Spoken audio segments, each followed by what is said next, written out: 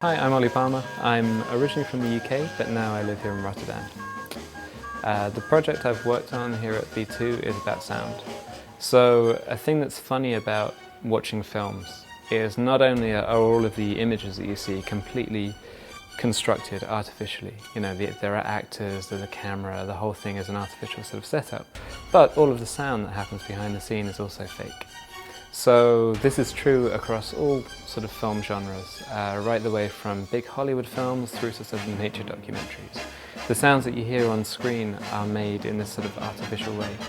So my project's playing with that a little bit and trying to give people sort of an experience of living in a world with completely artificial sound.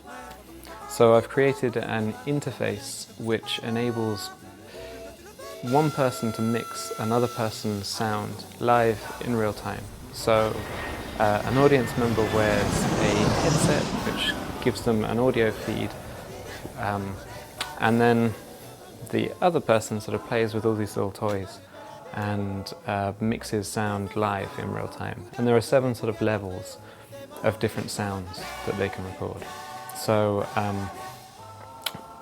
the lowest one is sort of like you're a jellyfish and you'll be walking around and you'll experience the world in a very sort of slow, muddly way. And then the most extreme version is sort of like the end of a massive opera where there's been a lot of frenetic stuff. All the cars that drive past will be sounding sort of like hurricanes coming in, and all of the people around will be sort of shouting at you instead of sort of what they would normally be doing as you walk past. And the reason I'm interested in this, I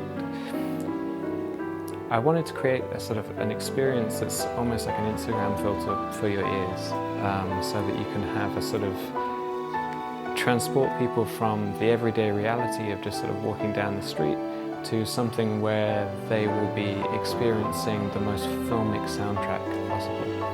And the whole interface is done in this sort of ridiculous manner, so somebody has to be behind the scenes moving lots of toys around, because it's really absurd and silly. And it sort of makes the whole thing fun.